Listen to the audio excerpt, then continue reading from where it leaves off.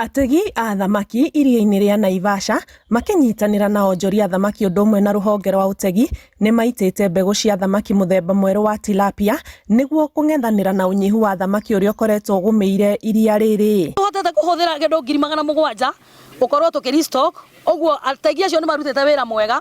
Ũyũ wĩra ũrutĩtwo nĩ andũ metagwo boat owners thĩinĩ wa kategori ya BMU na andũ angĩ maretwo traders. Nĩ mahotete gũcanga mbeca icio kĩndũ 700,000 na tũkahota gwĩkĩra thamaki iria rĩrĩ, na nĩ twakĩra thamaki irorete 200,000 na cikĩtio breeding ciciarane, nĩ tũramenya hau harĩ ũndũ tweka. Previously we have had common carp and the catfish dominating compared to the tilapia. And that is why we have to do restocking of tilapia. Director rũhonge-inĩ rwa ũtegi thĩinĩ wa kaunti ya Nakuru Raymond Mwangata augĩte nĩ matabanĩtie ũthuthuria wa thamaki kuma iria rĩrĩ rĩa Naivasha na makona thamaki ici nĩ ciagĩrĩire harĩ ũgima wa mwĩrĩ wa mũingĩ. The quality of the fish, especially from the lake Naivasha, we should not worry about. It is safe for consumption and it's one of the most preferred fish because it also has good taste.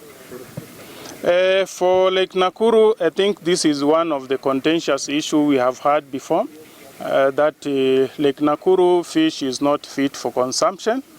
But above all, you need to know that Lake Nakuru is a national park, which is under KWS jurisdiction. And we are not supposed to harvest anything, whether dead or alive. Ihinda-inĩ rĩa mĩeri 3 yũkĩte, ategi kuma iria rĩrĩ nĩ megũkorwo makĩgetha thamaki ici. Mũrũgamĩrĩri wa ategi beach-inĩ ya Karagita Grace Nyambura ũndũ ũmwe na mũrunawe Jeremiah Mutiso makiuga ũtegi wa ngungo nĩ ũnyihĩte kumana na mĩũngũrũrio ya maofitha a Coast Guard. These guys need to be appreciated so much kwa sababu samaki ilikuwa imeisha. The lake ilikuwa inaelekea kuwa barren.